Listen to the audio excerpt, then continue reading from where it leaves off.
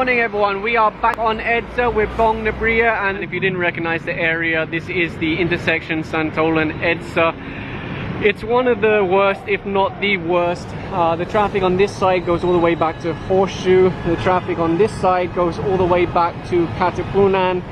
The people waiting for the U-turn over here, many of them came from White Plains.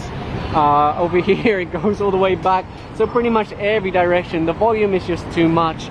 And well, there's a lot of HPG here, there's a few IAT, of course there's a lot of MMDA also, but at the end of the day, the volume is too much. And well, they're going to try their best. One of the recent improvements is that Cignus gave new radios to Bong. They gave 20 radios, charging docks, so much stuff, really generous for his traffic reaction unit here on EDSA. The MMDA already have a wide-reaching radio system in Metro Manila, but the problem is everyone is under one system, so you can't use it for communication between groups. So having these radios, he's able to give one to each sector commander along EDSA and then have better communication directly with those. So he can call ahead, hey, I need you to do this. He can call behind, hey, I need you to do this. They could work it into the old system, but there's a lot of technical reasons why it's kind of difficult. So having these new radios from Cignus is a big bonus. And over here you see a number of enforcers managing the commuters also. If you don't do this, they will just be running across the road constantly and it will cause havoc with traffic. So they also need to manage the commuters, have them stand by until it's time to cross and then assist them. Of course, one of the things I've heard recently is, oh, MMDA are stupid, they keep letting people buy more cars. They don't have any control over that. The only people responsible for registering vehicles is LTO. And why do people keep buying cars and buying motorcycles? Because public transport is not good enough. The buses, they're overloaded, there's not enough of them during rush hour. The train, you have to queue for hours just to ride it. Now, a lot is being done. You have the Metro Manila subway system that's being worked on. You have all the improvements to the MRT system. They've now brought in the Japanese to rehabilitate the MRT. They're working on new bus routes, the P2P buses, and you know, dispatching more buses and dispatching them smarter. So there is a lot being done, but it's not going to be an overnight success. That's the reality, and everybody has to try and do their best to work with how things are and how things are changing. I'm not sure if I caught that on my body camera, but they just turned a bus around. He was actually over there, but the terminal didn't have enough space, so he sat obstructing the sidewalk, obstructing the road.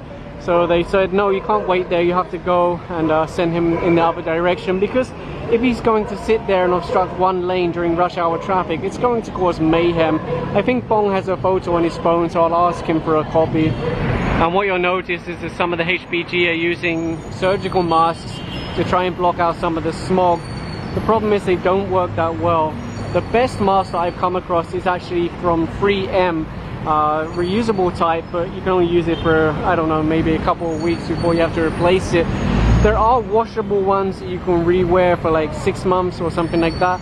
The problem is most of them are not very comfortable, and the problem with the 3M one is it's kind of expensive.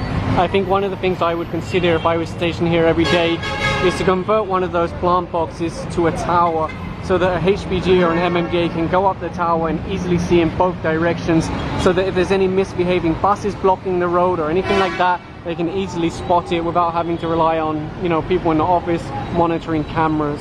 Again, I didn't catch it on camera, but maybe in my body camera, there were some pedestrians standing in the road and HPG pushed them back. And that is an important component also, because when commuters stand in the road or pedestrians stand in the road, it blocks cars, it slows them down. They can't go as fast because they're worried, hey, I might hit someone. So that was good to see.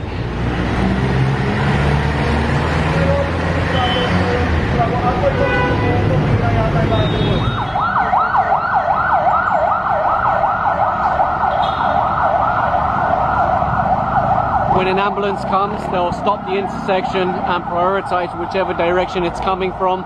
But once it joins EDSA, it's going to have a real battle. So that was just a short video because Bong needs to attend something at the office.